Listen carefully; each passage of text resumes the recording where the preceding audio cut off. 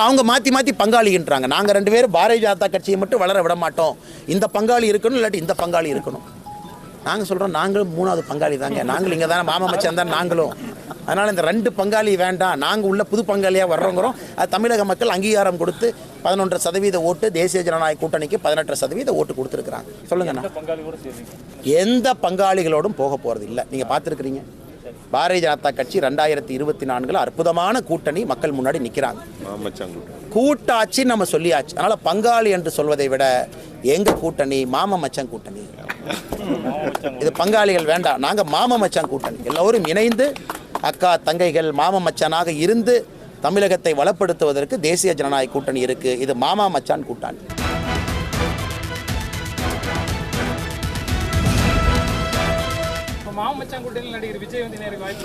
மாமா மச்சான் கூட்டணிக்கு எல்லாருமே வரலாம், பங்காளிகள்னா நான் தான் அப்படிம்பாங்க. மாமா மச்சான் தானே எல்லோருமே. அதனால என்டிஏ கூட்டணி மாமா மச்சான் கூட்டணி, எல்லோரும் வாங்க, அதான் நாங்கள் சொல்றோம். ஆனால் எல்லாரும் மாமா மச்சான் தான். இல்லைன்னா அவங்களுக்கு டவுட் இருக்கு.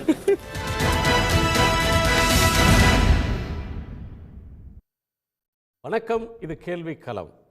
அதிமுகவோடு மீண்டும் கூட்டணி இல்லை என்று சொல்லியிருக்கக்கூடிய தமிழ்நாடு பாஜக தலைவர் திமுகவையும் அதிமுகவையும் பங்காளிகள் என்று அழைத்திருக்கிறார். பங்காளிகளோடு கூட்டணி இல்லை, மாறாக மாமன் மச்சானோடு கூட்டணி என்று அவர் சொல்லியிருக்கிறார்.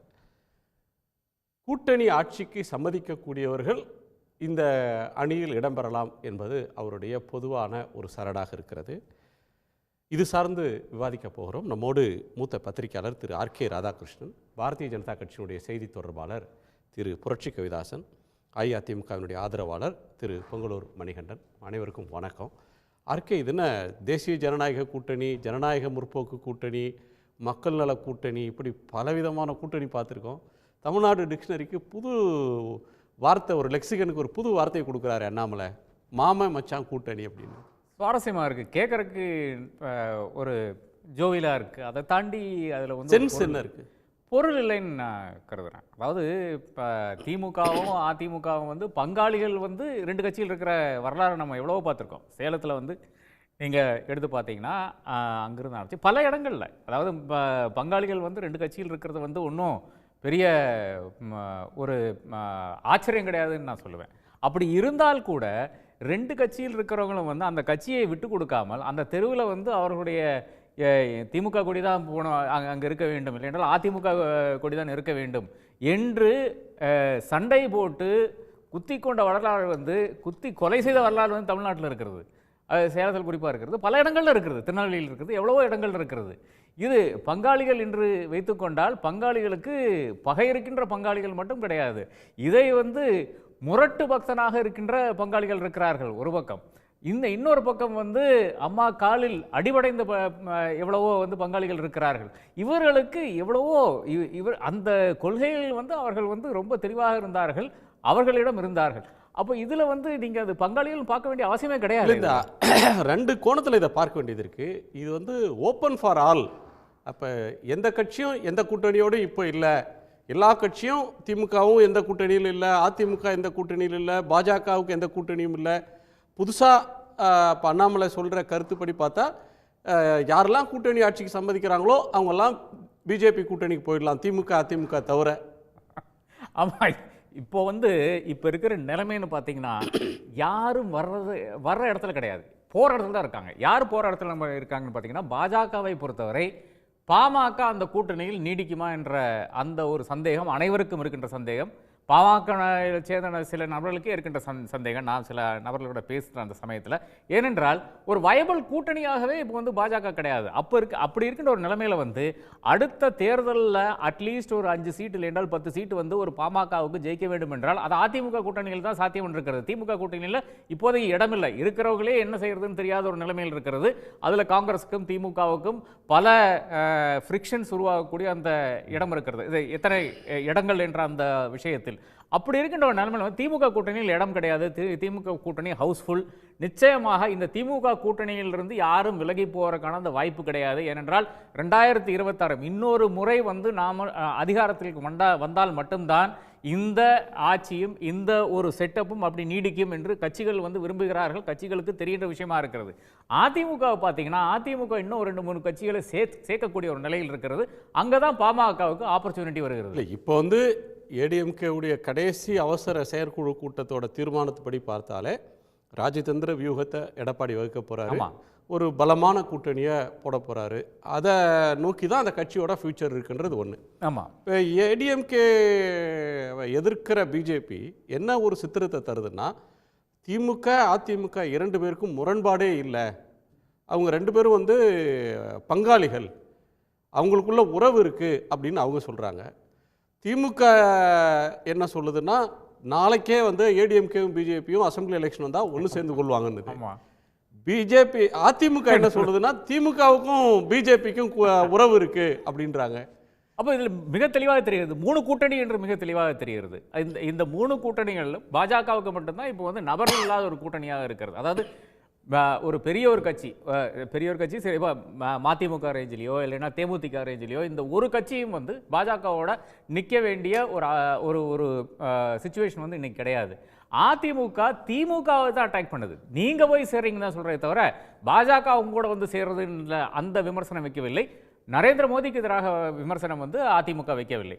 அப்போ அதிமுகவினுடைய ஃபுல் அண்ட் ஃபுல் ஃபோக்கஸ் என்னன்னா, நாங்கள் திமுகவினுடைய எதிர்த்துருவோம். அந்த ஒரு ஆங்கிள் இருந்தாங்க அவங்க என்னென்ன பாயிண்ட் கிடைக்கிறாங்களோ அதெல்லாம் வச்சு திமுக வச்சு அடிச்சு கொண்டிருக்கிறார்கள். ஏனென்றால் அவர்களுக்கு தெரியும் விமர்சனத்தோட புள்ளி வந்து திமுக மேல குவியுது அதோட அப்படின்னு சொல்றீங்க. இப்போ வந்து நாணயம் வெளியிட்டது கலைஞருக்கு, நூற்றாண்டு விழா கொண்டாடியது கலைஞருக்கு, அஞ்சலி செலுத்தினது கலைஞரோட சமாதியில, பாராட்டி பேசினது கலைஞரை, பேசியவர்கள் சனாதன பற்று கொண்டவங்க, கொண்டாடப்பட்டது சனாதன எதிர்ப்பாளர். ஆனால் பிஜேபியை நோக்கி கேள்விகள் வராமல் திமுக மேலே ஏடிஎம்கே பாயிறதும், எடப்பாடிக்கு அவ்வளோ ஒன்றும் பக்குவம் இல்லை அரசியலில் அப்படின்னு பிஜேபி அதை டிஸ்மிஸ் பண்ணுறது எப்படி பார்க்கிறது?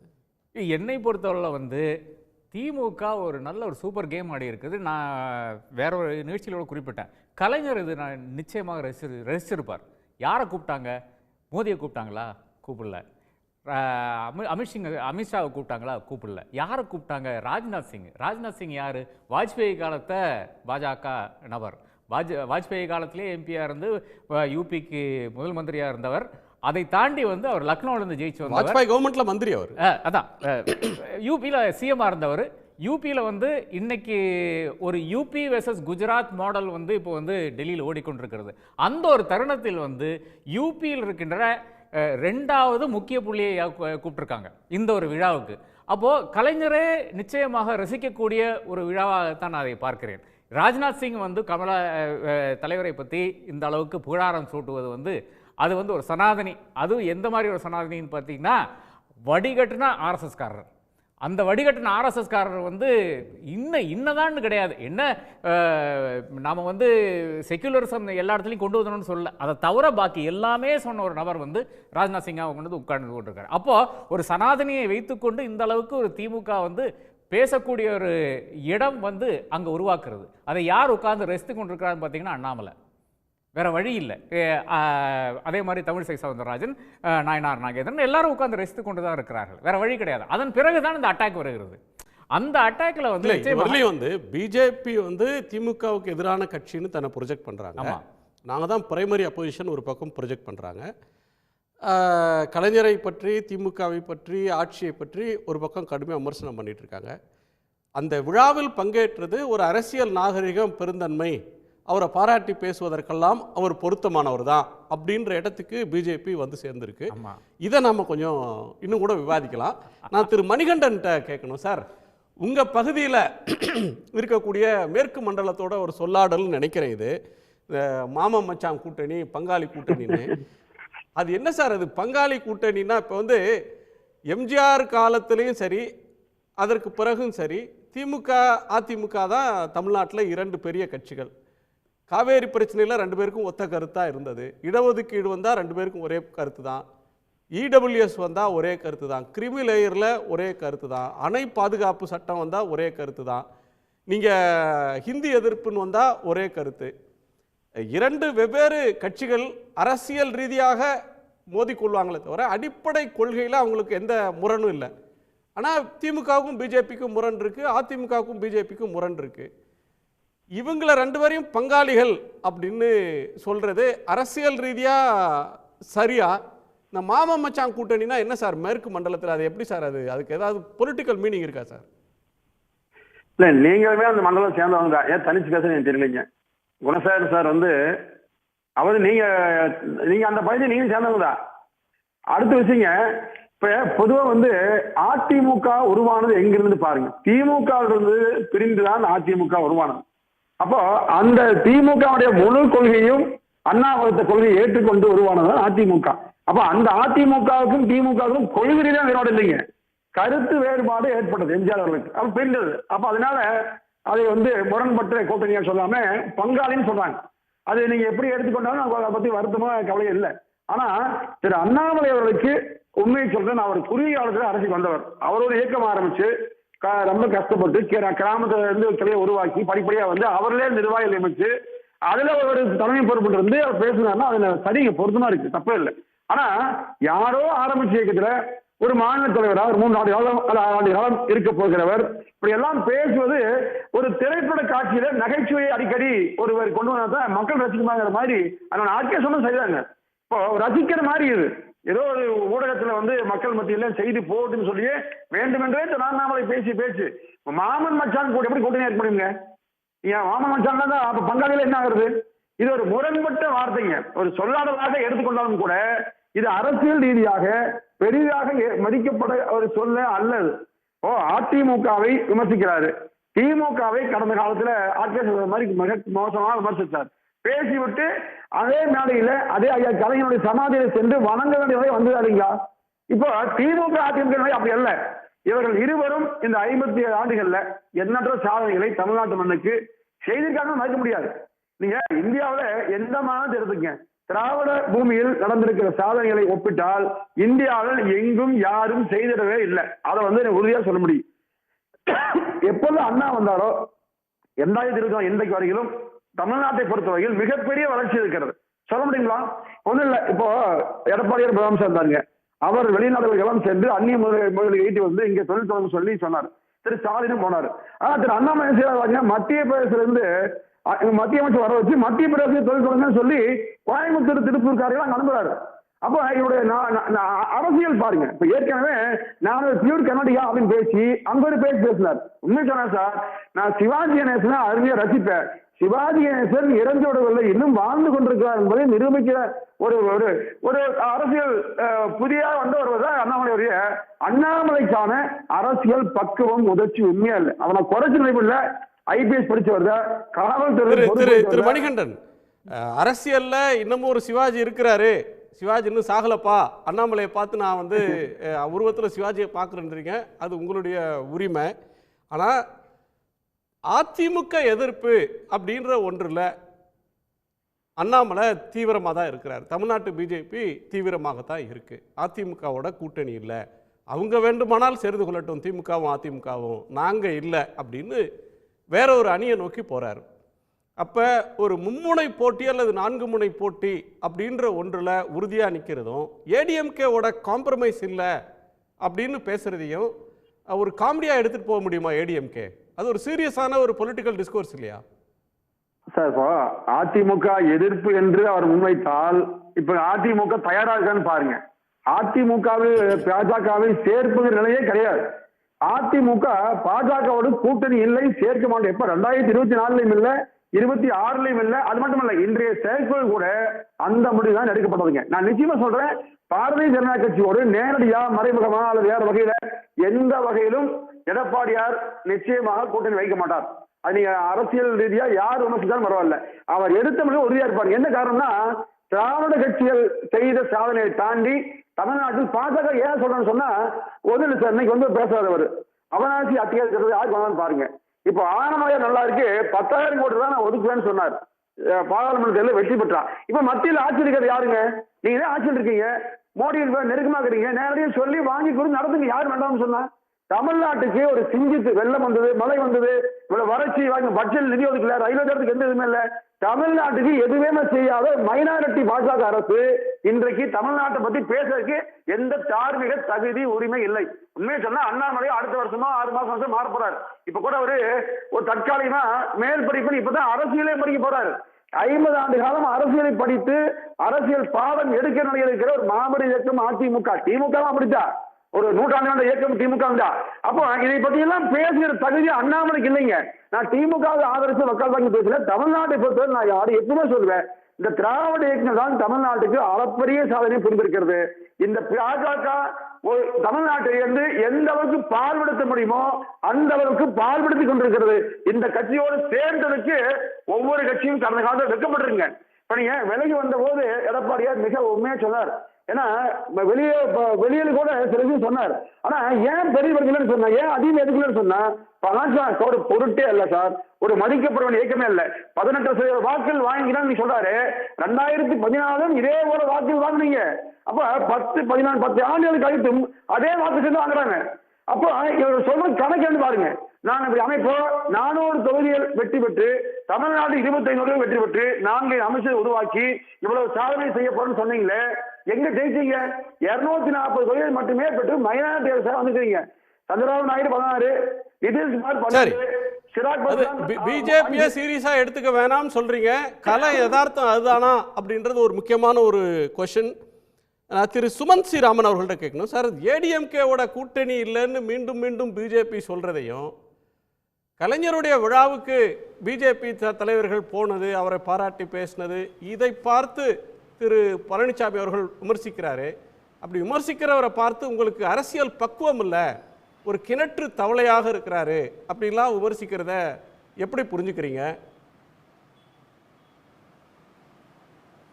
முதல்ல இந்த 2 ஆண்டு காலமாக இருந்த இந்த நெருக்கம் வெளிப்படையாக வந்திருக்கிறது ஒரு மகிழ்ச்சி அளிக்கிறது. ஏன்னா ஃபுல்லாகவே அது பிஹைண்ட் த சீன்ஸ் இருந்த அந்த நெருக்கம் இப்போ வெளியே வந்திருக்கு, எல்லோரும் பார்க்குறாங்க.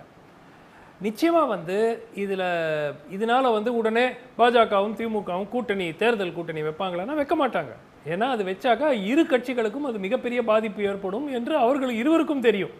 திமுகவினுடைய மைனாரிட்டி ஓட் பேங்க்கு மிகவும் பாதிக்கப்படும், அதே மாதிரி பாஜகவினுடைய ஓட் பேங்க்கும் நிச்சயமாக பாதிக்கப்படும். ஸோ அதனால் தேர்தல் கூட்டணிங்கிற பேச்சே இடமில்லை. இது என்னவென்றால் நம்மள 2 பேருடைய எதிரி அதிமுக, அதை பலவீனப்படுத்தி விடலாம் ஒன்று. அதற்கு பதிலாக பாஜகவுக்கு என்ன அட்வான்டேஜ்னா 2 விஷயம். திமுகவுக்கு என்ன அட்வான்டேஜ்னா, திமுகவுக்கு ஒரு ஃப்ரீ ஹேண்ட். ஏன்னா இப்போது டெல்லி கவர்மெண்ட் மாதிரியோ இல்லை பெங்கால் மாதிரியோ இல்லை ஜார்க்கண்ட் மாதிரியோ பிரச்சனைகள் உண்டாக்கப்படவில்லை. ஸோ அது ஒன்று. ப்ளஸ் திரு ஸ்டாலினுடைய அடுத்த சக்சஸராக திரு உதயநிதி ஒரு எஸ்டாப்ளிஷ் பண்ணுறதுக்கு ஒரு கால அவகாசமும் கிடைக்கும். ஸோ இதெல்லாம் அவர்களுக்கு ஒரு பெனிஃபிட் டிஎம்கேக்கு. அதே சமயம் காங்கிரஸுக்கும் ஒரு சிக்னல் அனுப்புகிறாங்க. நீங்கள் இது எங்களை granted, don't take us for granted. நாளைக்கு ஒருவேளை காங்கிரஸ் முழிச்சுக்கிட்டு ஆட்சியில் ஒரு பங்கு கொடுங்க, 2026 தேர்தலுக்கு பிறகு கூட்டணி ஆட்சி அமைங்கன்னு ஒரு வாரத்தை கேட்க ஆரம்பிச்சிட்டாங்கன்னு வச்சுக்கோங்க. ஸோ அவங்களுக்கும் ஒரு சிக்னல். ஸோ இது இப்படியே தான் இருக்க போகுது. இதனால் உடனே தேர்தல் கூட்டணி வைக்க போகிறாங்களான்னு இல்லை.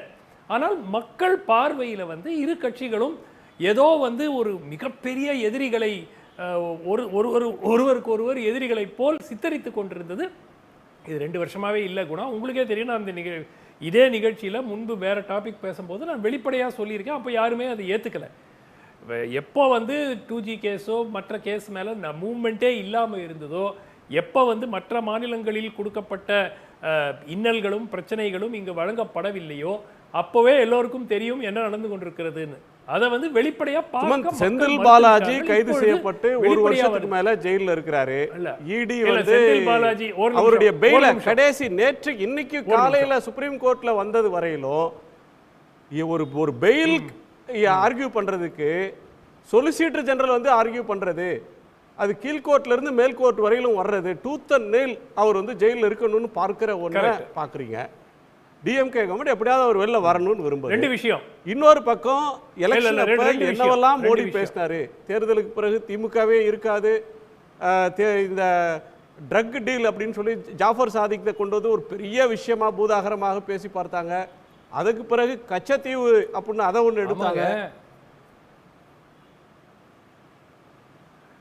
ஒருத்தர் பப்ளிக்கா இது தொடரும், இதை தொடரும். இன்னைக்கே வந்து சொல்லியிருக்காரு பாஜக முதலமைச்சர் சொல்லியிருக்காரு ஒரு ஸ்டேட்மெண்ட்ல, அந்த யூபிஎஸ்சி லேட்டரல் ரெக்ரூட்மெண்ட் கைவிடப்பட்டது, அதை பத்தி சொல்லியிருக்காரு. சமூக நீதிக்கு கிடைத்த வெற்றி, ஆனால் உஷாராக இருக்கணும், இந்த பாஜக அரசு இதை திருப்பி செய்ய முயற்சிப்பாங்க அப்படிலாம் போட்டிருக்காரு. அது பப்ளிக்குங்க, அது வந்து that is not the reality. இது எல்லாமே பொது வெளியில நடக்கிற ஒண்ணு தான். இதுல ரகசியம் ஒண்ணு இல்லையே சுமந்த்.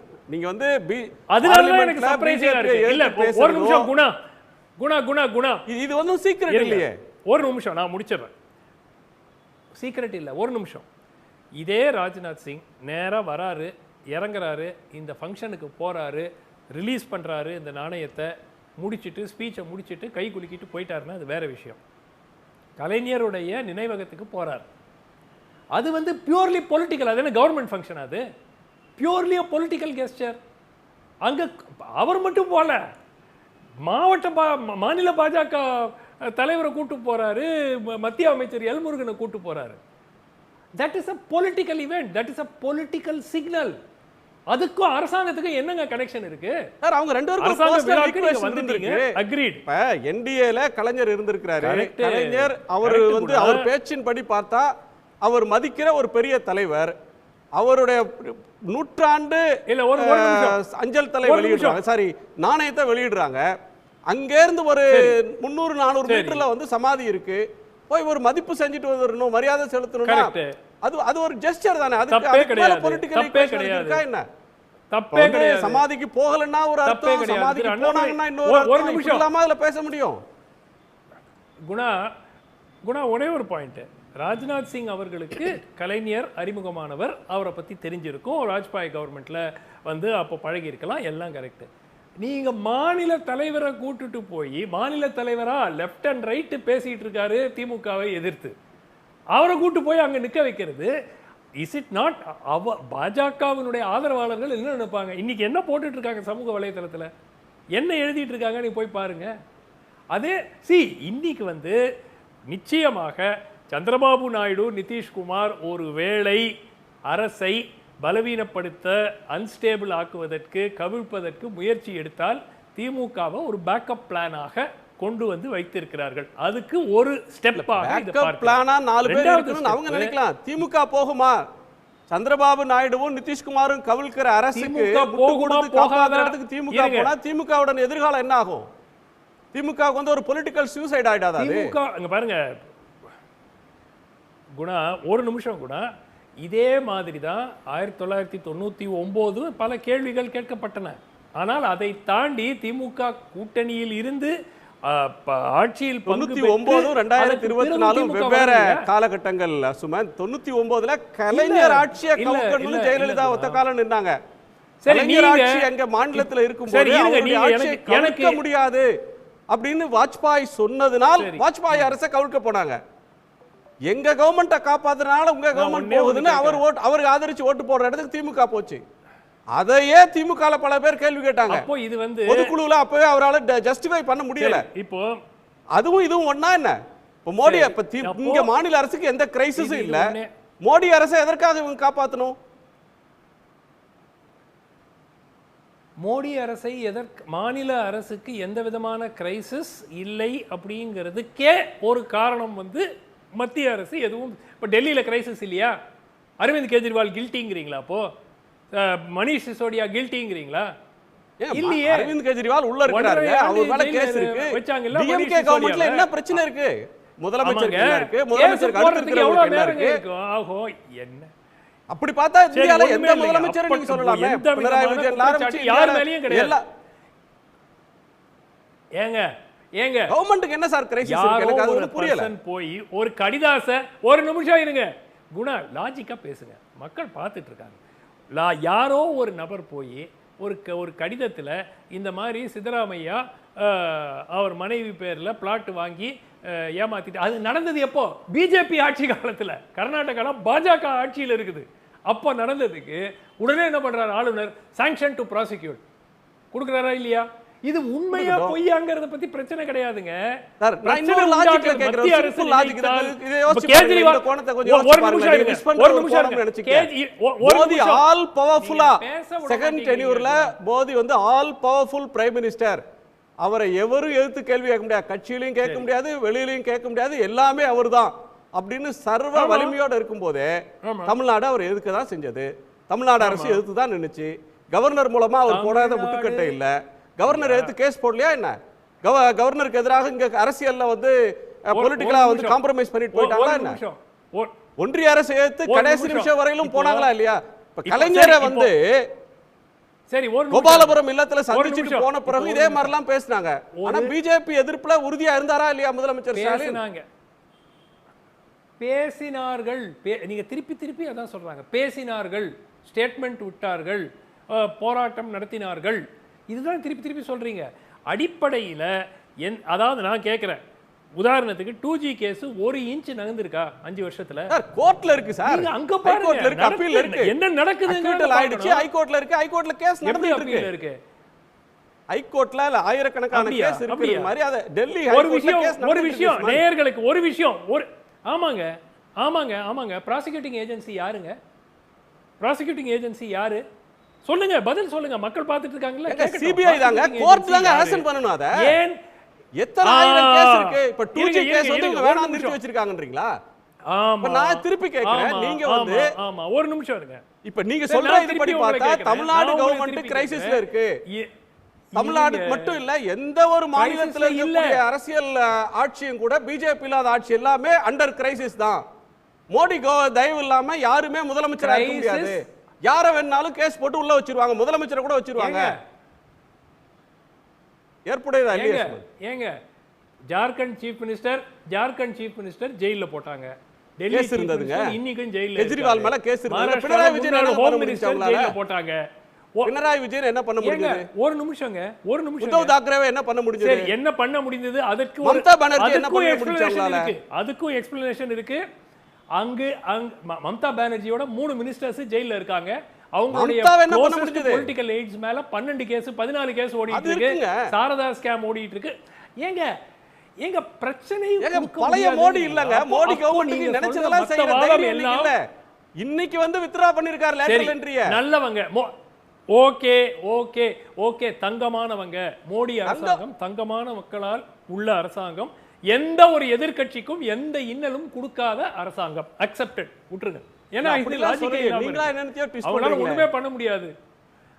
துக்ளக் நீங்க என்ன சொல்றது எனக்கு தெரியல. நீங்களா என்னன்னு ட்விஸ்ட் பண்றீங்க. நான் அப்படி சொல்லல. ஜெயில்ல போட்டுருக்காங்க. யாரோ ஒருத்தர் லெட்டர் கொடுத்தாருன்னு கவர்மெண்ட் தமிழ்நாடு முதலமைச்சர் கண்டிச்சிருக்காரு. இப்ப எல்லா முதலமைச்சரையும் அரெஸ்ட் பண்ணி உள்ள போட்டுற முடியுமா? இப்ப மோடியை வந்து நாளைக்கு வந்து நேற்று வரை முதலமைச்சர் எதிர்த்தார், நாளைக்கு எதிர்க்கிறார். உடனே முதலமைச்சரை தூக்கி அரெஸ்ட் பண்ணி உள்ள வச்சிருவாங்களா? பினராயி விஜயனை வச்சுட்டாங்களா? மம்தா பானர்ஜி வச்சுட்டாங்களா? முதலமைச்சர் அரெஸ்ட் பண்றத பத்தி பிரச்சனை இல்ல குணா. முதலமைச்சர் கவர்மெண்ட் என்ன கிரைசிஸ்னு எனக்கு ஒண்ணும் புரியல. நீங்க என்ன கிரைசிஸ்னு சொல்ல வரீங்க எனக்கு புரியல. டான்ஜிபிளா சரி, கிரைசிஸை கொடுக்க முடியாது.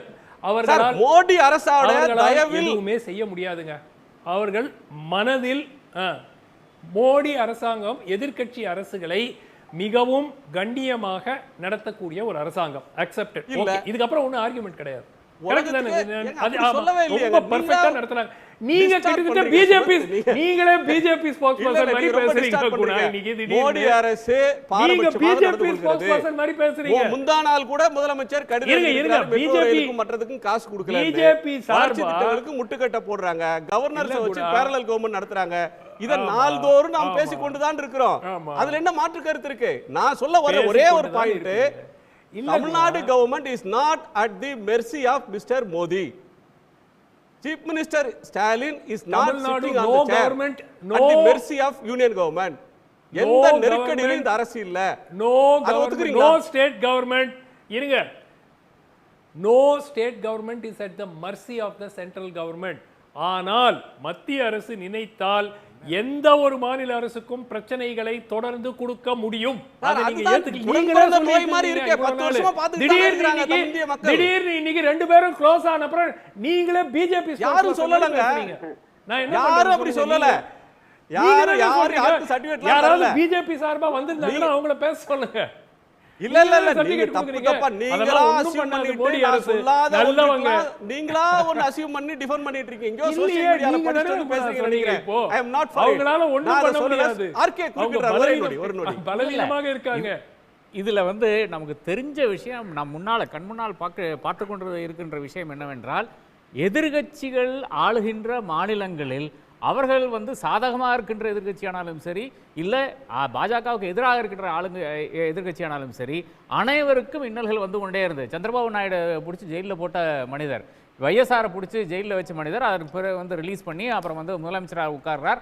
ஆனாலும் அவர் வந்து அங்கே போய் தொங்கக்கூடிய ஒரு நிலைமை வந்து பார்த்து கொண்டிருக்கோம். இது வந்து அனைத்து நபர்களுக்கும் இந்தியாவில் தெரிஞ்ச விஷயம். அதற்கு மாறாக வந்து ஒரு கருத்தை வந்து இங்கே பதிவு பண்ண வேண்டிய அவசியம் இல்லைன்னு கருதுகிறேன். அது பதிவு பண்ண யாரும் பதிவு பண்ணவும் இல்லை. அது ஒரு பக்கம் நான் சொல்ல வந்த ஒண்ணு தப்பா புரிஞ்சுட்டாரு. லேட்டரல் என்ட்ரியில அரசு எதிர்கட்சிகளுடைய நெருக்கடிக்கு ஆளாகி அது மோடி நினைச்சதெல்லாம் பண்ண முடியும்னு புல்டோஸ் பண்ணிட்டு இருந்த காலம் போய் இன்னைக்கு வந்து வக்ஃப் போர்டு ஆக்டா ஜேபிசிக்கு அனுப்புங்க, இன்னொன்றா இத வந்து நீங்க வந்து யூ டர்ன் அடிங்க. ஆமா, இதுல 2-3 விஷயங்கள் வந்து நமக்கு தெரியணும்னு நினைக்கிறேன். அதாவது இது வந்து மோடி அரசு கொடுத்த பாராட்டு சான்றிதழ் சுமந்து புரிஞ்சுக்கிறாரு. என்ன சொல்றதுன்னா இல்ல இதுல மிக தெளிவாக இது எல்லாமே என்ன சொல்றீங்க, மோடி அரசாங்கத்தால் ஒரு பிரச்சனையாக தான் பார்க்க வேண்டியதா இருக்கு. எவ்வளவு தொடர்ந்து, அதாவது ஃபார்முலாஸ்ல இருந்து ஆரம்பிச்சு அப்போது வந்து மிருகியமான ஒரு மெஜாரிட்டி இருக்கின்ற டைம்ல வந்து அவர்கள் வந்து அதை வாபஸ் வாங்க வேண்டிய ஒரு கட்டாயம் வருகிறது. ஆனால் இன்னைக்கு வந்து பாஜகவினரே வந்து கழுவி ஊத்தி கொண்டிருக்கிறார்கள் மோடியை, நீங்கள் எதுக்கு இதில் வந்து வாபஸ் வாங்கினீங்கன்ட்டு. இதில் முக்கியமான விஷயம் என்னென்றால், முன்னாடி 2019 ஒரு லேட்டரி என்ட்ரி பண்ணுறாங்களே, 57 போஸ்ட்டுக்கு பண்ணுறாங்க. அந்த 57 போஸ்ட்டில் வந்து நிர்மலா சீதாராமனுடைய சன்னின்லா கூட இருக்கிறாங்க. அது மிக தெளிவாக யாருக்காக செய்கின்ற விஷயம் என்று தெரிகிறது. அதனால சீஃப் இருக்காங்க, செபி சீஃப் இருக்காங்க. மோடியோட ப்ராடக்ட் தானே இது மொத்தமும் இந்த லேட்டரல் என்ட்ரி. அதான் அதுல கேள்வி கேட்கறது என்னன்னா, நீங்க பண்ணலையான்னு அஸ்வினி வைஷ்ணவ் கேட்கிறார், நீங்கன்னா யூபிஏ பண்ணலையான்ற கேள்வி கேட்கிறார். யூபிஏ டைம்ல யார் வந்தாங்கன்னு பாத்தீங்கன்னா, யூபிஏனா இந்த சமயத்தில் கிடையாது, காங்கிரஸ் ஒரு காலத்தில் செய்தது. மன்மோகன் சிங், மோன்டெக் சிங், அதை நம்ம அடுத்த சுற்றுல பேசுவோம். இந்த லேட்டரல் என்ட்ரி ஆஸ்பெக்டை மட்டும் அடுத்த சுற்றுல பேசுவோம். மோடி அரசாங்கத்தினுடைய தயவுல தான் கவர்மெண்ட்டுங்க இருக்கு, நேர பகைத்து கொள்ள முடியாதுன்ற ஒரு லாஜிக்கை சொல்லிட்டே இருக்காங்க. எந்த கவர்மெண்ட்டும் ஏதோ ஒரு வகையில் காம்ப்ரமைஸ் பண்ணிக்கணும். அல்லது இன்னொரு பாயிண்ட் சொல்றாரு, ரகசியமா அவங்களுக்குள்ள ஒரு அண்டர்ஸ்டாண்டிங் இருந்தது, இப்போ ஓப்பன் ஆயிருக்கு அப்படின்றாரு. ரகசியமா ஒரு அண்டர்ஸ்டாண்டிங் இருந்தால் நிச்சயமாக அது ஏதோ ஒரு தருணத்தில் வந்து பாஜக வெளியிட்டிருக்கும். அது திமுகவும், அதாவது நரேந்திர மோடியும் ஸ்டாலினும் எங்காய் சந்தித்து பேசினார்கள், இல்லை என்றால் ஒரு தூதுவர் இங்கிருந்து சென்றால், அங்கிருந்து வந்தார் என்றால் அது நிச்சயமாக அது பாஜகவுக்கு எப்போ யூஸ்ஃபுல்லாக இருக்கோ அந்த தருணத்தில் வந்து வெளியிட்டிருப்பார்கள். இதே தான் பினராயி விஜயனோட கேஸில் கூட எவ்வளோ கஷ்டப்பட்டாங்க. அந்த சொப்னா என்ற பெண்மணி வந்து ஏதோ கோல்டு கடத்திட்டு வந்ததாகவும் அவர்களை வைத்துக்கொண்டு எந்த அளவுக்கு அரசியல் செய்தார்கள், அவர்களை வைத்து ஸ்டேட்மெண்ட் எல்லாம் விட வச்சு தேர்தலுக்கு முன்னால எவ்வளோ அவமானப்படுத்தினார்கள் பினராயி விஜயனை. அதன் பிறகு பினராயி விஜயன் பணிந்தாரா? அப்கோர்ஸ் ஒரு பிரைம் மினிஸ்டர் வரும்போது, வயநாட்டுக்கு வரும்போது இவர் போய் நின்றார். அதனால வந்து பினராயிக்கும் மோடிக்கும் உறவு, இல்லையென்றால் பிஜேபிக்கும் சிபிஎம்முக்கு உறவுன்னு நாம் சாய்த்த முடியுமா? அதே மாதிரி தான் ராஜ்நாத் வந்தார். அது என்னன்னு பார்த்தீங்கன்னா ஒரு விழாக்கு வந்தார். அந்த விழாவில் வந்து என்னை பொறுத்தளவு வந்து அது மோடிக்கு எதிரான ஒரு நீக்கமாகத்தான் நான் பார்க்கிறேன். அதாவது வேற ஒரு பிஜேபி இருக்கிறது, அந்த பிஜேபியோட நாங்கள் தொடர்பு வைத்துக் கொண்டிருந்தோம், அந்த பிஜேபியோட எங்களுக்கு இன்னைக்கும் ஒரு ஈடுபாடு இருக்கிறது என்று திமுக அறிவிக்கின்ற ஒரு விழாவாக நான் அதை பார்க்கிறேன். சோ மோடிக்கான செக்கா நீங்க பாக்குறீங்க. நான் பிஜேபியோட அபிஷியல் ஸ்போக்ஸ்பர்சன் ஒரு பிஜேபியோட அவரோட கருத்து கேட்கலாம். சுமந்த் ஒரு நிமிஷம் பேசலாம் பரவாயில்லை சார். இது எல்லா டெவலப்மென்ட் பத்தி உங்க கருத்து சொல்லிருங்க சார். எக்கச்சக்கமான கேள்வி இருக்கு. உண்மையிலேயே நான் ஒரு ஆனந்தமயமாக இருக்கிறேன்.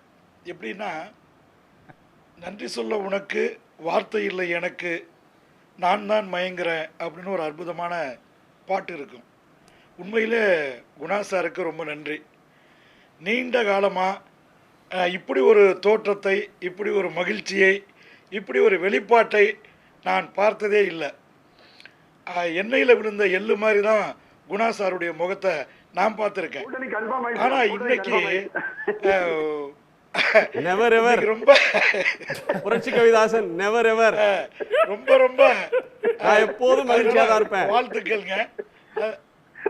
இல்ல, நல்ல மாற்றம், பாராட்டத்தக்க, சொல்லத்தக்க மாற்றம். அதனால எனக்கு நிறைய கூட்டங்களுக்கு போனதுனால குரல் வளம் பாதிக்கப்பட்டிருந்தேன். எப்படா பேசுறதுன்னு இருந்தேன். இன்னைக்கு என்னுடைய பெரும்பான்மை வேலையை குணா சார் அற்புதமாக சூப்பராக முடிச்சிட்டீங்க. அதனால் once again I thank you sir. அப்புறங்க அந்த திமுக அதிமுக ரெண்டும் ஒரு கொடியில் பூத்த இரு மலர்கள் அப்படிம்பாங்க. கொடி ஒன்று தான், மலர் வேறு வேறு. அது பரங்கி பூவாக இருந்தாலும் சரி, பூசணி பூவாக இருந்தாலும் சரி, ஒரே கொடி தான். ஆனால் இந்த மலர் வேற, அந்த மலர் வேற. இதனுடைய தன்மையும் அதனுடைய தன்மையும் வேற. இதை வந்து பாட்டனி படித்தவங்க புரிஞ்சுக்குவாங்க. ஒரு பூ மாதிரி இன்னொரு பூ இருக்காது. அதனால் இந்த திராவிட சித்தாந்தம் அப்படின்னு சொல்லக்கூடிய அந்த கொடியில் பூத்திருக்கிற திமுகவாக இருக்கட்டும், அதிமுகவாக இருக்கட்டும், தேமுதிகவாக இருக்கட்டும், மதிமுகவாக இருக்கட்டும், திகாவாக இருக்கட்டும், இவங்களுக்கெல்லாம் ஒரு அடிநாதமாக சித்தாந்த தந்தையா பெரியாரை வச்சுக்கிட்டு பேசிக்கிட்டு இருக்காங்க. அதனால திராவிட கொடியில மலர்ந்த அதிமுகவோட தான் போன தேர்தல் வரையிலும் இருந்தீங்க, சட்டமன்ற தேர்தல் வரையிலும். இல்ல இல்ல, மக்களவை தேர்தலுக்கு 3 மாசத்துக்கு முன்னாடி தான் அந்த கூட்டணியா முறிஞ்சு போச்சு. இல்ல இல்ல இல்ல, அப்ப அந்த தாமரைக்கு கீழே இலை இருந்துச்சு, அந்த கொடியில பூவுக்கு கீழே இலை இருந்துச்சு. இப்போ இலை இல்லாம தனியா இருக்குது அப்படின்னு சொல்லிக்கலாம். இப்ப நான் என்ன கேட்குறேன், இவங்க பங்காளிகள் என்பதில் 2 கருத்துக்கு இடமில்லை. தமிழ்நாட்டில் ஏறத்தாழ 57 வருடங்கள் தமிழகத்தை தலா 1/4 நூற்றாண்டு காலத்திற்கு மேலாக ஆண்டு செழித்தவர்கள் கொளித்தவர்கள் அப்படிங்கிறத நிச்சயமாக பங்காளினாவே பங்கு போடுறவன் தான் பங்காளி. தமிழ்நாட்டின் நலன்களையும் தமிழ்நாட்டு வளங்களையும் தமிழ்நாட்டுடைய முன்னேற்றத்தையும் தமிழ்நாட்டுடைய சிறப்பையும் இருவருக்கு பங்கு போட்டுட்டாங்க. அதனால அது பங்காளிகள் என்பதில் நல்ல பதம்ங்க. ஆனால் இன்னைக்கு என்னன்னா, சூப்பர் அண்ட் டூப்பரா எங்கள் இளந்தலைவர் அண்ணாமலை ஒரே ஒரு வார்த்தை தான் சொன்னார், ஜோக்கா போகிற போக்கில் இதுவும் கடந்து போகும் அப்படிங்கிற மாதிரி. பங்காளிகள் அவங்க அப்படின்னா நாங்கள்லாம் மாமமச்சிரங்க, எங்கள் கூட்டணிக்கு பேர் மாமமச்சிரம் கூட்டணி அப்படின்னு ஒரு ரைமிங்காக டைமிங்காக தான் சொன்னார். ஆனால் இன்னைக்கு தமிழ்நாடு பத்திக்கிச்சு. இப்போ என்னன்னா, சன் டிவியிலேயே மாமா மச்சான் கூட்டாளியா அல்லது பங்காளிகளுடைய கூட்டாளியா அப்படின்னு நம்ம குணா போன்ற மூத்த சந்தேகம் வருது. மாமா மச்சான் கூட்டணின்றது கேள்விப்படாத கூட்டணியா இருக்கு. திமுகவும் அதிமுகவும் ஒரு நாளும் கூட்டு சேராது.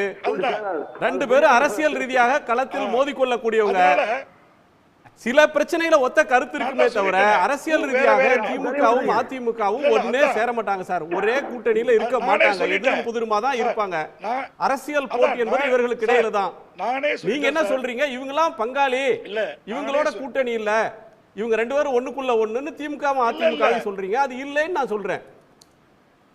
அப்படி இல்ல, அதிமுகவை கடுமையா தொடர்ந்து அட்டாக் பண்ற இடத்துக்கு பிஜேபி போகுதான்ற கேள்வியை கேட்கிறேன். இல்ல இல்ல இல்ல இல்ல, எங்களுடைய சாய்ஸ் என்னன்னா, இந்த பூவை சூடிக்கொள்ளக்கூடிய தகுதி இந்த பங்காளிக்கு இருக்கா, இந்த பங்காளிக்கு இருக்கா அப்படிங்கிறது பங்காளி நிராகரிச்சிட்டாங்க சார். இந்த பூவே வேணாம் அப்படியெல்லாம் கடைக்கு வரல அவங்க யாரும். அதுக்கு தான் நாங்க நீங்க வந்து பூக்கடைக்காரங்க வந்து கதவு திறந்து வச்சிருக்கோம், ஜன்னலை திறந்து வச்சிருக்கோம், எப்பனாலும் அதிமுக வந்து சேரலாம்னு சொன்னப்பவே எடப்பாடி பழனிசாமி அவர்கள் பூக்கடை பக்கம் திரும்பியே பார்க்கல. அவங்க வந்து திமுக என்னைக்குமே ஏரியாவுக்கே வரல. இல்ல இல்ல, நாங்க கதவு இல்ல ஸ்ட்ரைட்டா சுமன் சார் சொன்னதுல இருந்து ஒரு பாயிண்ட் நான் உங்களை ஸ்பெசிபிக்காவே கேட்கிறேன். இதுல வந்து திமுகவுக்கு ஒரு அட்வான்டேஜ் இருக்கு, பிஜேபிக்கு ஒரு அட்வான்டேஜ் இருக்கு. திமுக தன்னுடைய பொலிட்டிக்கல் கெயினுக்கு அதிமுகவை பலவீனப்படுத்துற ஒன்றுக்கு முயற்சிக்கு பிஜேபியை பயன்படுத்தி கொள்ளுது. தமிழ்நாடு பிஜேபி தலைவர் கலைஞர் சமாதிக்கு போனது கடுமையாக விமர்சிச்சுட்டு இருந்தவங்க அங்க போனது இதுல ஒரு சர்க்கிள் அப்படின்ற ஒரு பார்வையை சுமந்த் முன்வைக்கிறார். அப்படித்தானா? இல்ல இல்ல, இன்னைக்கு தான் சுமன் சார் அவர்களுடைய முகத்துல வந்து கடுகடுப்பை பார்த்தேன். அவருடைய கிளியர் அட்மிஷன் கொடுத்தாரு.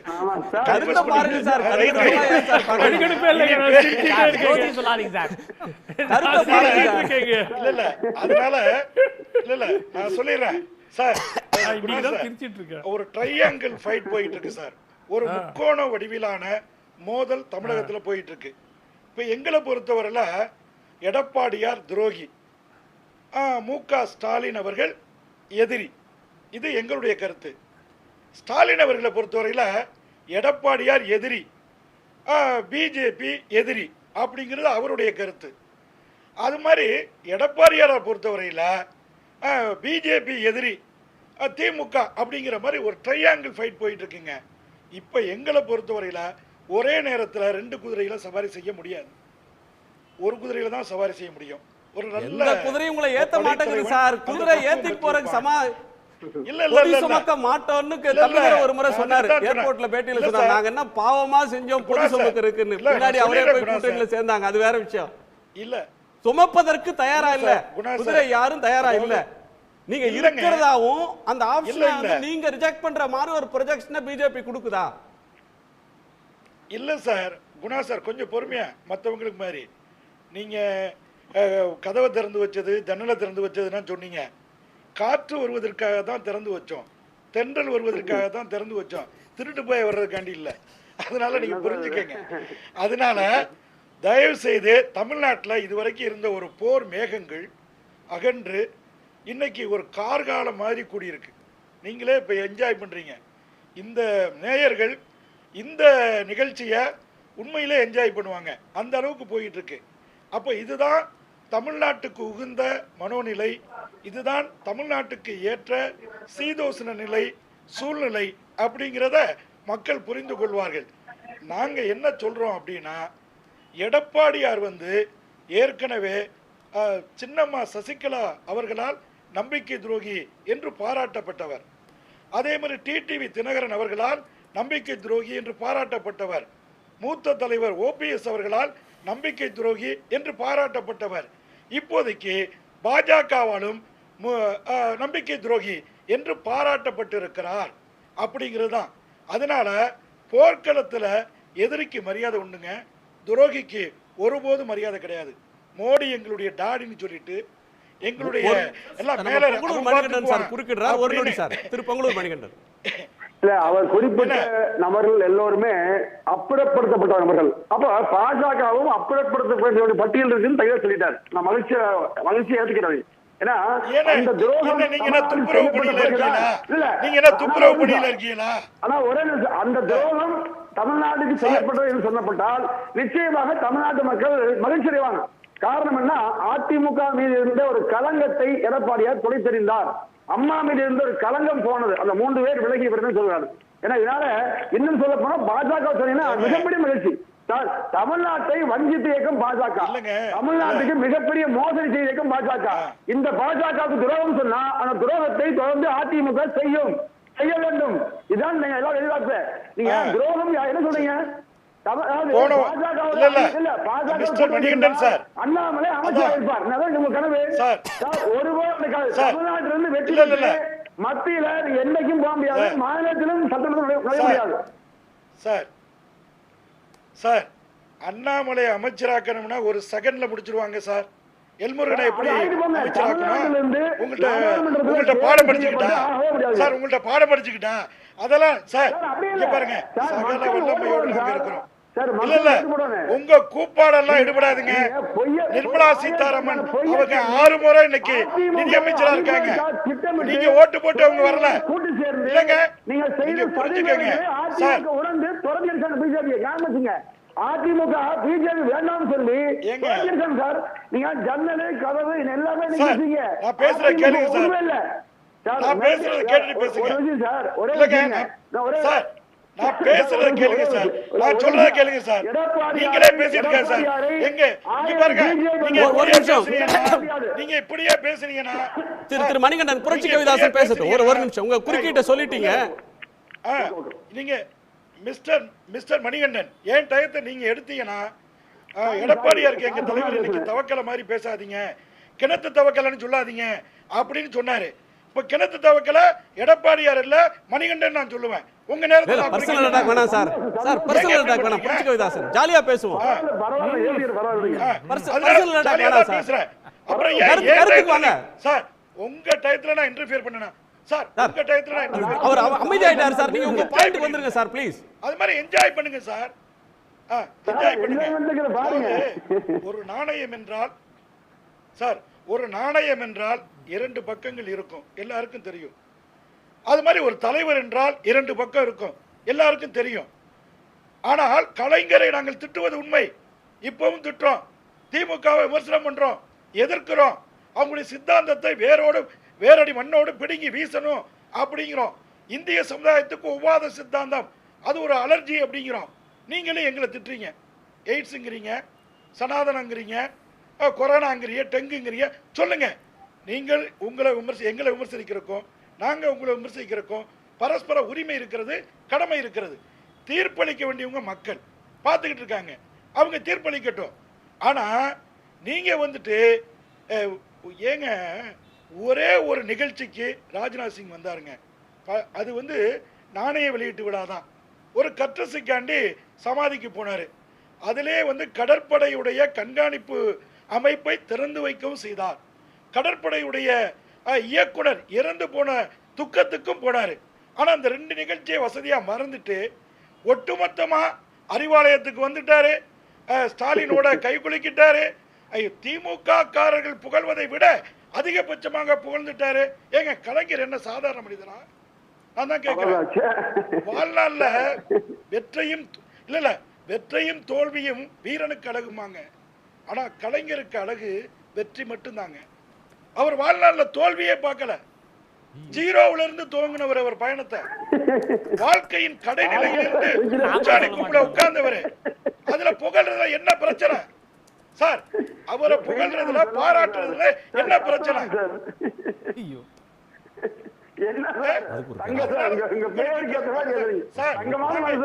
எதிர்பார்த்தது எடப்பாடியாருக்கு கஷ்டம் வரணும், அந்த கூட்டத்துக்கு கஷ்டம் வரணும். ஸ்டாலின் சிரிக்கிறாருங்க, அண்ணாமலை சிரிக்கிறாருங்க, ஆனா நீங்க மட்டும் அழுகிறீங்க. அப்ப பிரச்சனை யாருக்கு? அப்ப அதிமுகவோட அடிமடியில ஒரு நிகழ்ச்சி கை வச்சிருச்சு, அதிமுகவுடைய கனவுல ஒரு நிகழ்ச்சி தீயெல்லி போட்டுருச்சு. அதனால தகிக்கிறீங்க, குதிக்கிறீங்க. ஏங்க அரசியல்லாம் ஒரு ஆரோக்கியமா இருக்கணுங்க. நீங்க பேசுனா நான் ரசிக்கிறேன்ல, நான் பேசுறேன் நீங்க ரசிங்க. அதை விட்டு தமிழ்நாடுனா அப்படியே சண்டைக்கிழமாவே இருக்குன்னு நினைக்கிறீங்களா? ஏற்கனவே மோடியை நேரு விளையாட்டு அரங்கத்துக்கு இதே முதலமைச்சர் தான் அழைச்சிட்டு வந்தாரு. அப்போ வந்துட்டு வெல்கம் மோடின்னு சொன்னது உங்க காதுல ஏறலையா, கண்ணுல படலையா? போன வாரம் நம்முடைய தம்பிதுரை அவர்கள், டாக்டர் தம்பிதுரை பாராளுமன்றத்தில் மோடியை வாழ்த்தி பேசினாரு, அது எப்படி? அதனால தயவு செய்து உங்களுக்கு வந்தா ரத்தம், எங்களுக்கு வந்தா தக்காளி சட்னின்னு பேசாதீங்க. ரத்தம் தான், அதை புரிஞ்சுக்க. நாடாளுமன்றத்தில் இந்த நடந்து முடிஞ்ச மக்களவை கூட்ட தொடர்லையும் சரி, பட்ஜெட் தொடர்லையும் சரி, அதற்கு முன்பு நடந்த ஆட்சி அமைந்த பிறகு நடந்த குடியரசுத் தலைவர் உரையிலும் சரி, திமுக சார்பில் பேசின எல்லா எம்பிக்களும் இந்தியா கூட்டணி காங்கிரஸ், சிபிஐ, சிபிஎம், விசிகே, மதிமுக, கொங்கு நாடு மக்கள் தேசிய கட்சி, இது எல்லோரும் பிஜேபி கவர்மெண்ட்டுக்கு எதிரான அரசியல் கருத்துக்களை தான் முன் வச்சிருக்கிறாங்க. நம்ம ஒரு இடைவேளைக்கு பிறகு பேசலாம். இன்னைக்கு ஒன்றிய அரசாங்கத்தினுடைய உயர் பதவிகளில் இடஒதுக்கீட்டை பின்பற்றாமல் தனியார் துறையினரை நேரடியாக நியமிக்கக்கூடிய முடிவிலிருந்து பாஜக அரசு பின்வாங்கி இருக்கிறது.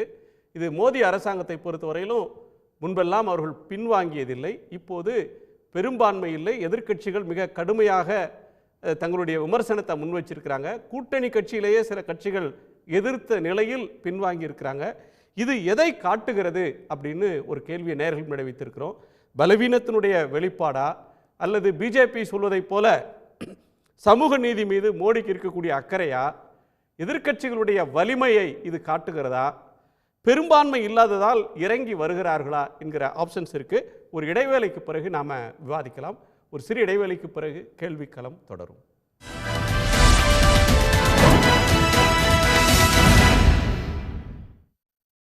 ஒன்றிய அரசாங்கத்தினுடைய உயர் பதவிகளில் இடஒதுக்கீட்டை பின்பற்றாமல் நேரடியாக தனியார் துறையினரை வேலைக்கு உயர் பதவிகளில் நியமிக்கக்கூடிய முடிவை பாஜக அரசு அந்த முடிவிலிருந்து பின்வாங்கி இருக்கிறது. நேயர்கள் இது பலவீனத்தோட வெளிப்பாடு என்று 30% பேரும், சமூக நீதியின் மீதான அக்கறை என்று 6% பேரும், எதிர்க்கட்சிகளுடைய வலிமையை இது காட்டுகிறது என்று 44% பேரும், பெரும்பான்மை இல்லாததால் இந்த நிலைப்பாட்டுக்கு வந்திருக்கிறார்கள் என்று 20% பேரும் கருத்து தெரிவிச்சிருக்கிறாங்க. அந்த நேயர்களுக்கு நன்றி. ஆர்கே, இது ஒரு டெசிஷன். ஆமாம், இப்போ லேட்ரல் என்ட்ரி சரியா தப்பா, மன்மோகன் சிங் போன்றவர்கள்லாம் வரலையா, அல்லது அலுவாலியா வரலையா அப்படின்னு கேட்குற பாயிண்ட், அது மெரிட்ஸ்குள்ளே நான் போகல. ஒரு அப்ரோச், இது வந்து 8 ஆண்டு காலமாக இந்த ஸ்கீம் இருக்குது. ஆமாம். அப்போதும் இந்த எதிர்ப்பு இருந்தது.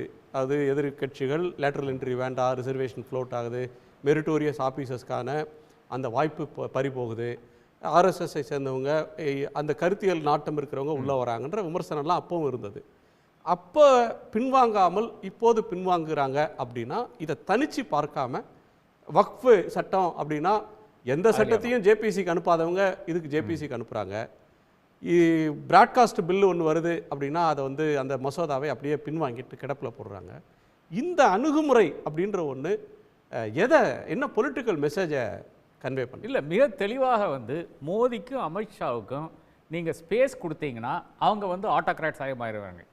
கம்ப்ளீட்டாக அவர்கள் வந்து ஒரு எம்பரஸாக வந்து உட்காந்துருவாங்க. நீங்கள் ஸ்பேஸ் கொடுக்கலன்னா நீங்கள் சொல்கிற இடத்துக்கு அவங்க வந்து நிற்பாங்க. இதுதான் அவர்களுடைய ஒரு மனநிலையாக நான் வந்து படித்ததுலேருந்து எனக்கு தெரிகிறது. நீங்கள் இடம் கொடுத்தீங்கன்னா தலையில் ஏறி உட்காந்து ஆடுவாங்க, இடம் கொடுக்கலையோ சைடில் வந்து நிற்பாங்க. இதுதான். அடுத்தது வந்து முழுக்க DoPT, department of personnel and ட்ரைனிங்கினுடைய கம்ப்ளீட் அந்த சரத்துக்கள் இருக்குது. அதுக்கு நேர் எதிராக நடக்கின்ற விஷயம். அதாவது 45 நாளுக்கு மேலே நீங்கள் ஒரு ரிக்ரூட்மெண்ட் நடத்த வேண்டும் என்றால் ஒரு கேடருக்கு வந்து அதில் வந்து இடஒதுக்கீடு இருக்க வேண்டும் என்பது சரத்து. அந்த சரத்துக்கு எதிராக நடந்து கொள்ளக்கூடிய ஒரு விதத்தில் தான் இருக்கிறது. இதில் எங்கே வந்து இடஒதுக்கீடு வேண்டாம் என்று பார்த்தீங்கன்னா, இப்போ வந்து வைஸ் சான்சலர் போஸ்ட், அதாவது அந்த கேடர்லேயே வந்து ஒரே ஒரு போஸ்ட் தான் இருக்கிறது. இல்லை என்றால் ஒரு செக்ரட்டரி லெவலில் இருக்கிற போஸ்ட். அந்த போஸ்ட்டுக்கு தான் MS சுவாமிநாதன் ஆனாலும் இவரானாலும் ஆலுவாலி ஆனாலும் மன்மோகன் சிங் ஆனாலும் கொண்டு வரப்படுகிறார்கள். ஆனால் அந்த போஸ்ட் விட்டு போட்டு இவங்க என்ன பண்ணுறாங்கன்னு பார்த்தீங்கன்னா, ஜேஎஸ் போஸ்ட்டுக்கு, ஜேஎஸ் ஜாயின்ட் செக்ரட்டரி போஸ்ட் என்பது கவர்மெண்ட் ஆஃப் இந்தியாவில் மிக மிக முக்கியமான போஸ்ட். அது ஏன்னு பார்த்தீங்கன்னா, இருக்கிற வேலை பூரா அங்கே தான் வரும், இருக்கிற சிக்னேச்சர் பூரா அங்கே தான் வரும். அந்த போஸ்ட்டை வந்து கம்ப்ளீட்டாக கபலீகரம் பண்ணுறதான் இவர்கள் பார்த்தார்கள். அந்த எஃபர்ட்டுக்கு தான் நிச்சயமாக எதிர்க்கட்சிகள் மட்டும் கிடையாது, ஆளுங்கட்சியை வந்து ஆளுங்கட்சியில் இருக்கின்ற கூட்டணியில் இருக்கிற நபர்களை சிராக் பாஸ்வான் போன்றவர்கள் வந்து எதிர்ப்பு தெரிவித்தார்கள். அந்த எதிர்ப்பு தெரிவிச்சோன்னா பேக் அடிச்சிட்டாங்க. இல்லை, இப்போ இதில் வந்து ஒரு பொலிட்டிக்கலாக வேற ஒரு அம்சத்தை பார்க்கலாம். அப்படின்னா பொதுவாக இன்னைக்கு காங்கிரஸோட ரியாக்ஷன் அப்படின்னு பார்த்தீங்கன்னா, ஆர்ஜேடியோட ரியாக்ஷன், சமாஜ்வாதியோட ரியாக்ஷன், அவங்கள போராட்டத்தை அறிவிச்சிருந்தாங்க. ஆமாம், அவங்க ரியாக்ஷன் வந்து எங்கள் கோரிக்கைக்கு பணிஞ்சிருக்கிறாங்க. ராகுல் காந்திக்கு கிடைத்த வெற்றி, நான் இனி அவங்க விரும்பப்படிலாம் அந்த கவர்மெண்ட்டை நடத்திட முடியாது, எங்களால் எங்கள் வலிமையை காட்டி இதை தடுத்து நிறுத்த முடியும் அப்படின்ற ஒரு மெசேஜை சொல்கிறாங்களா? நிச்சயமாக அவங்களுக்கு வந்து இந்த கான்ஃபிடன்ஸ் வரக்கூடிய அந்த வாய்ப்பு தான் நான் பார்க்குறேன். ஆனால் நாம் முன்னாடியே பார்த்துருக்கோம், இது முன்னாடி வந்த ஸ்கீம், இப்போ வந்த ஸ்கீம் கிடையாது, போன அரசாங்கம் கொண்டு வந்த ஸ்கீமு. அந்த அரசாங்கத்தில் வந்து ஏறத்தாழ 60 பேர் எடுத்திருக்கிறாங்க. நிர்மலா சீதாராமனுடைய சன்-இன்-லா உட்பட இருக்கிற நபர்களை எடுத்திருக்கிறார்கள். அவர்களை இப்போ வந்து வெளியே அனுப்ப வேண்டும். ஏனென்றால் 4 வருஷம் 5 வருஷத்துக்கு தான் இவர்களை உள்ளே வைத்திருக்க வேண்டும். அதுவும் இன்னும் செய்யவில்லை. அப்போ நடத்தின அப்போ ஏன் ரெக்ரூட் பண்ணாங்க, இப்போ ஏன் அவர்கள் வந்து தயங்குறாருன்னு பார்த்தீங்கன்னா வேற ஒன்றும் கிடையாது. அப்போ வந்து மிருகிய அந்த பெரும்பான்மை இருக்கிறது. அந்த பெரும்பான்மையை வைத்துக்கொண்டு யார் என்ன செய்தாலும் சொன்னாலும் கேட்க மாட்டாங்க, ஒரு லைனில் வந்து நின்றுறாங்க. அது மறுபடியும் ஜாயின்ட் செக்ரட்டரி லெவலில் தான் பண்ணுறாங்க. ஆனால் இன்றைக்கி ஏன் பண்ண முடியலைன்னு பார்த்தீங்கன்னா பயம்தான், வேற ஒன்றும் கிடையாது. சிராக் பாஸ்வானுக்கு ஒரு தேர்தல் வரப்போகுது, ஆர்ஜேடிக்கு ஒரு தேர்தல் வரப்போகுது, இவர்களுக்கு நிதிஷ்க்கும் அங்கே ஒரு தேர்தல் வரப்போகுது. அந்த தேர்தலை எதிர்கொள்வதற்கு எப்படி போய் நிற்பார்கள்? இடஒதுக்கீடை நாங்கள் வந்து பறி கொடுத்துட்டோம் போய் நிற்க முடியாதாங்க. அப்போ அந்த ஒரு பயம்தான் என்னை பொறுத்தளவில் வந்து அவர்களுடைய அலையன்ஸினுடைய, ஒரு நிதிஷ்னுடைய, ஒரு நாயுடுனுடைய, ஒரு சிராக் பாஸ்வானுடைய அழுத்தத்தில் தான் இது நடந்திருக்கு என்று நான் நம்புகிறேன். பட் நிச்சயமாக எதிர்க்கட்சிகளுக்கு ஒரு பெரிய ஒரு குளிர்காயருக்கான ஒரு வாய்ப்பாக நான் பார்க்கிறேன். எதிர்க்கட்சிகள் தம்பட்டம் அடிக்கலாம். மு.க. ஸ்டாலின் உட்பட இருக்கிற நபர்கள் நேத்தான எழுதினார், அவர் எழுதணுன்னா வந்து இன்னைக்கு வந்து வாபஸ் வாங்கிட்டாங்க. அப்போ திமுகவும் சொல்லல, நாங்கள் எழுதணும்னா வாபஸ் வாங்கிட்டாங்கன்னு சொல்லலாம் இல்லையா? அப்போ அந்த இடத்துல வந்து நிச்சயமா எதிர்க்கட்சிகள் பண்ணலாம். இன்னைக்கு போட்டிருக்கக்கூடிய நன்றி, அதாவது வரவேற்று போட்டிருக்கிறதுல கூட இந்தியா கூட்டணியினுடைய எதிர்ப்புக்கு கிடைத்த வெற்றி அப்படின்னு தான் பதிவு செய்கிறாரு. திரு சுமந்த், உங்க கோணம் என்ன? இல்லை, நான் வந்து இவ்வளவு குயிக்காக, ஏன்னா ஏற்கனவே அந்த வக்ஃப் பில்லாக இருக்கட்டும் மற்ற விஷயங்களில் ஏற்கனவே பேக் ட்ராக் பண்ணிட்டாங்க. இதில் பட்ஜெட்டில் வந்த எல்டிசிஜிக்கு எந்த விதமான வெறும் சோஷியல் மீடியா ப்ரெஷரில் அதுலேயும் பேக் ட்ராக் பண்ணிட்டாங்க. அதுக்கு பிறகு இதுலேயும் வந்து இப்போது ஸ்டால் பண்ணிட்டாங்கங்கிற போது நான் இவ்வளவு சுலபமாக அவர்கள் விட்டு கொடுப்பார்கள் என்று எதிர்பார்க்கவில்லை. ஏன்னா சிராக் பாஸ்வான் ஒரு மேஜர் ஃபோர்ஸ் கிடையாது. என்னதான் பிஆரில் தேர்தல் வருது அதெல்லாம் இருந்தால் கூட Chirag Paswan is not a force that the government has to accommodate. இல்லைன்னா அரசாங்கம் கவர்மெண்ட் விழுந்துருங்கிற மாதிரி இல்லை. இன்னொரு 10 சின்ன கட்சிகள்லாம் இருக்குது, அதை வச்சு மேனேஜ் பண்ணியிருக்கலாம்.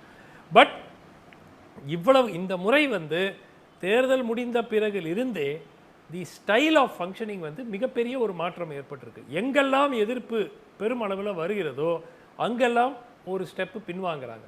இது ஆக்சுவலாக ஜனநாயக ரீதியாக பார்த்தாக்கா இது ஒரு நல்ல அணுகுமுறை. ஆனால் இது ஏன் நீங்கள் விதவுட் அடிக்குவேட் டிஸ்கஷன் கலந்துரையாடல் செய்து எதிர்க்கட்சிகளோட பேசி எல்லாருடைய ஒருமித்த கருத்தை பெற்று ஏன் இதெல்லாம் கொண்டு வரலங்கிற கேள்வி வரும். நீங்கள் ஒவ்வொரு ஐட்டமாக நீங்கள் கொண்டு வந்துட்டு ஒரு வாரம் கழித்து நீங்கள் பல்ட்டி அடிச்சிங்கன்னா அரசாங்கத்துக்கு இது ஒரு ஒரு வலுவான அரசாங்கம் இப்பொழுது இல்லை அப்படிங்கிற இமேஜ், அதுவும் எப்படி இருந்த மோடி அப்படிங்கிறவர் இப்படி ஆயிட்டாரு அப்படிங்கிற பேச்சு வந்து மக்களிடையே ஏற்கனவே வலுக்கும் அது மாதிரி பேச்சு இல்ல. சிராக் நிச்சயமா அவருடைய பேர் பாஸ்வான்ங்கிறதுனால தான் அவர் அந்த இனத்தை சார்ந்தவர். அவர் அவருடைய அந்த தேர்தல் பிரச்சாரத்தோட நீட்சியாவும் பார்க்க வேண்டியது இருக்கு. அதாவது கான்ஸ்டியூஷனை காப்பாற்றுவோம், கான்ஸ்டியூஷனை வந்து மாத்திடுவாங்க அழிச்சிருவாங்க அப்படின்னா வடபுலத்தில் இடஒதுக்கீடு அப்படியே சேர்ந்து பறி போயிடும், அம்பேத்கர் பெற்று தந்தது போயிடும்ன்ற எண்ணம் இருக்கு. ஸோ இது வந்து ஆன்டி கான்ஸ்டியூஷன் சொன்னால் லார்ஜர் மாசஸ்டா இது போய் சேரும் அப்படின்ற ஒரு புரிதல் வந்து பிஜேபிக்கு வர தொடங்கியிருக்குன்னு நினைக்கிறேன். சுமந்த் குறுக்கிட்டீங்க.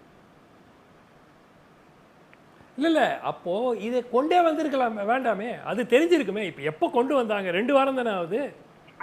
இந்த நோட்டிஃபிகேஷன் எப்போ வந்துச்சு? இப்போ தேர்தலுக்கு முன்னாடி வந்துருச்சு, அதை வந்து இப்போ அந்த புரிதல் ஏற்பட்டுருச்சு, தேர்தலில் கற்றுக்கிட்ட பாடம் அப்படின்னு நினைக்கிறது கூட சொல்ல முடியாது. இப்போ எதுக்கு கொண்டு வரணும்? எதுக்கு இதே சிராக் பாஸ்வான்ட்டு இது என்னப்பா இது வந்து ஏற்றுக்க போகிறீங்களா நீங்கள், இல்லை ஏதாவது பிரச்சனையா இதில்னா முதலே சொல்லிட்டு போகிறாரு, இல்லைங்க இதுக்கு நாங்கள் எதிர்ப்பு தெரிவிப்போம்.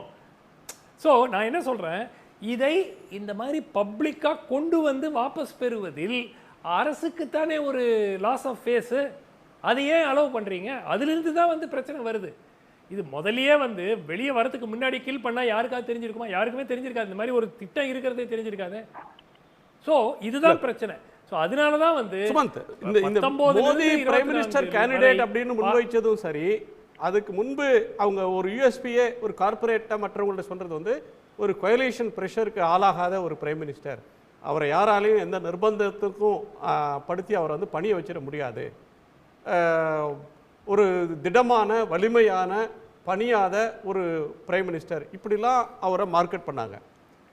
இந்த தேர்தல் முடிந்த பிறகு அந்த இடத்திலிருந்து அவர் சறுக்கி இருக்கிறாரு. அவருடைய பழைய பிம்பம் அப்படின்ற ஒண்ணு வெல்ல முடியாதவர் அப்படின்ற பிம்பமும் போயிருக்கு. எடுத்த முடிவுல வந்து ஒரு புள்ளி ஒரு கமா கூட பின்வாங்க மாட்டோம், அது சிஏஏ அது மாதிரியான இதுக்கெல்லாம் எதிர்ப்பு வந்தப்ப அஞ்சவே மாட்டோம்னு நின்றவங்களால இப்போ உடனே பின்வாங்குறாங்களே, அது எப்படி? இல்லை ஒரு நிமிஷம். முதல்ல வந்து திரு மோடி அவர்களை வந்து கூட்டணி கட்சிகளோடு இணைந்து செயல்பட்டு திட்டங்களை சாதிப்பாருன்னு அவங்க சொல்லவே இல்லை. அவங்க வந்து 400 வரும், அதே மாதிரி நாங்கள் தொடருவோம், நாட்டையே மாற்றிடுவோம் அப்படிங்கிற பேசிஸில் தான்.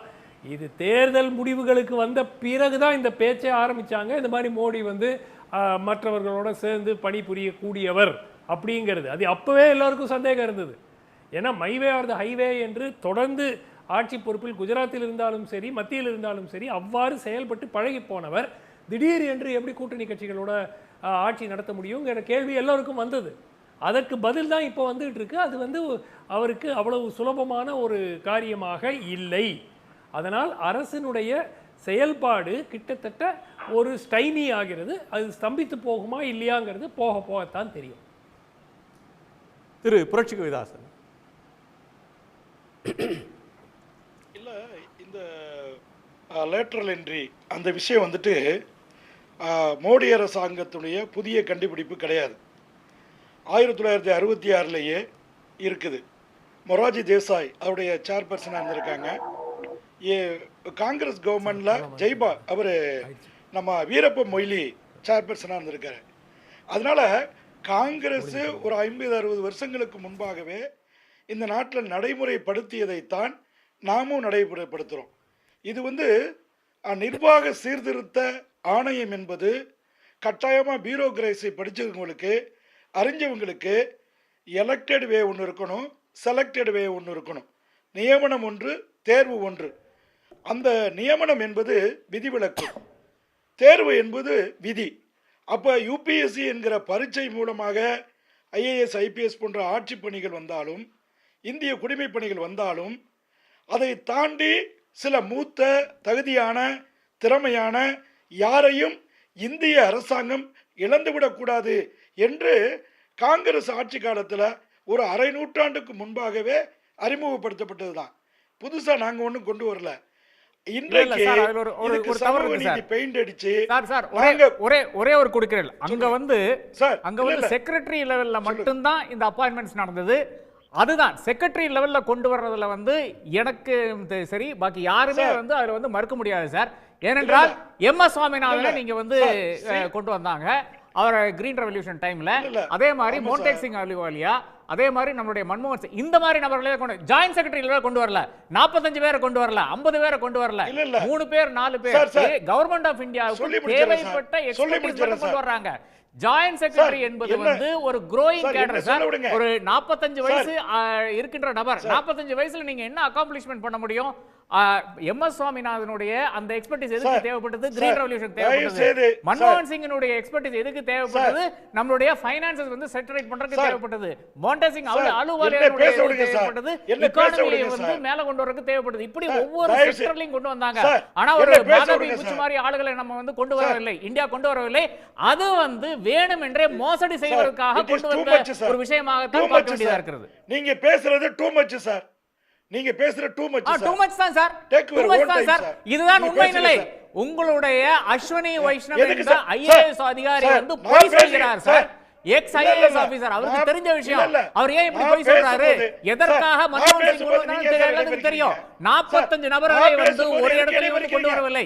இப்போது 57 பேர் இருக்காங்க sir government service joint secretary லெவல்ல வந்து ஆர்எஸ்எஸ் காரர்கள் என்று நான் குற்றம் சாட்டுகிறேன். வேற ஒரு எக்ஸ்பர்டீஸும் கிடையாது. ஆர்எஸ்எஸ் காரா அதனால உள்ள கொண்டு வந்து நுழைச்சிட்டீங்கன்னு நான் வந்து குற்றம் சாட்டுகிறேன் சார். நீங்க சொல்லுங்க சார், நிர்மலா சீதாராமனோட சன் இன் லாவுக்கு என்ன தகுதின்னு நான் கேட்கிறேன் சார் உள்ள கொண்டு வர்றதுக்கு. அவரை விட படித்த, அவரை விட அதே இடத்துல இருக்கக்கூடிய ஒரு தகுதி இருக்கிற ஒரு நபர் இல்லையா, இருக்காரா? இதுதான் கேள்வி. நீங்க பேசிக்கங்க சார். நீங்களா பேசிக்கங்க சார். நீங்களா பேசிக்கங்க சார். நீங்களா பேசிக்கங்க சார். என்ன சார் இது நாகரிகம்? அடுத்தவங்களுக்கு வாய்ப்பே கொடுக்க மாட்டீங்களா? நீங்க பேசுனீங்க இல்ல சார், நான் அதை குறுக்கிட்டு செஞ்சேனா? என்ன நீங்க நிர்மலா சீதாராமன் நீங்க சொல்லுங்க சார். நிர்மலா சீதாராமனுடைய சன் இன் லாவுக்கு என்ன தகுதின்னு சொல்லுங்க. கொண்டு வர்றீங்க. அவர் MS நிறுத்துங்க சார். சொல்லுங்க சொல்லுங்க. நீங்க பதில் சொல்லுங்க சொல்றேன். நிர்மலா சீதாராமன் கடைசி நேரத்துல வாத வேண்டாம். சரி, புரட்சிகரதாசன் சார் உங்க பாயிண்ட் சொல்லுங்க சார், முடிச்சிடலாம்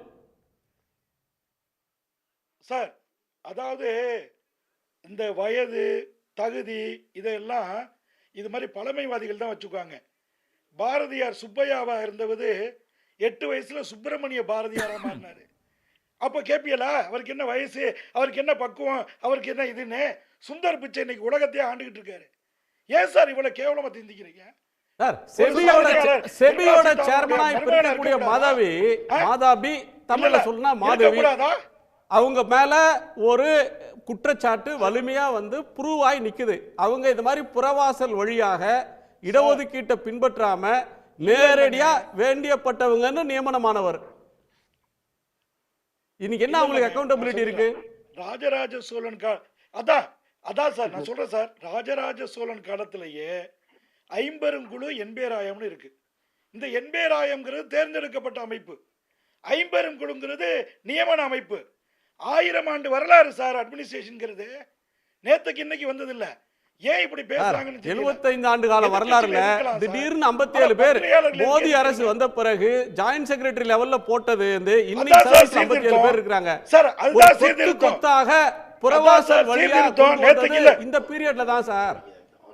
இப்ப நான் பொலிட்டிக்கலான விஷயத்துக்கு வாங்க. அது புறவாசல் உறுதியா நிக்காம ஏன் பின்வாங்குறீங்க? நீங்க இதே மாதிரியான ஒரு நடைமுறையை தான் போன ஆட்சியில பண்ணீங்க. அதுல உறுதியா நிக்க முடிஞ்ச உங்களால இப்ப எப்படி உங்களால 48 மணி நேரத்துல பின்வாங்க முடியுது? எதிர்ப்பு வந்தவதும் sir wait and see sir. உங்க வெறுவாய்க்கு அவல் கிடைச்சதாக நீங்க மெல்லு தின்னுங்க சார். நாங்க எங்களுடைய திட்டங்களை அச்சு அசலா நடத்தி காட்டுறோம் பாருங்க சார். நன்றி. காலத்துக்கு ஏற்ப தேவை வரணுங்க. அந்த தேவையை பூர்த்தி செய்வோங்க. தேங்க்யூ. திரு மணிகண்டன். சார் உண்மையிலே சொல்றேன், இன்னைக்கு ஒரு கலகலப்பான விவாதமா இருந்தது. குணால் சாருக்கு முதல் நன்றி. அவர் ஏன்னா சுமன் சி சார் சொன்னதும் சரி, குணால் சார் கேட்ட கேள்வி ரெண்டுமே புரிதலாம் மாறி போச்சு. உண்மையிலேயே வந்து இது மாதிரி விவாதத்துல பங்கேற்றதே இல்லை. வேண்டாம், சந்தை வேண்டாம், நிறைய போச்சு. அதாவது எந்த சூழ்நிலையிலுமே நான் மோகிதர்கள் கருத்துகளா பேச தவறு இல்லை. நான் தொடர்ந்து பேசி நேரத்தினால விரும்பல. உண்மையில் தமிழ்நாட்டை பொறுத்தவரையில் திமுக அதிமுக அந்த இரண்டை தாண்டி மக்கள் யாரையும் ஏற்க மாட்டார்கள் என்பதுதான் எனக்கு பணிவான கருத்து. நன்றி, வணக்கம். நன்றி. மீண்டும் சந்திப்போம். இது கேள்வி களம்.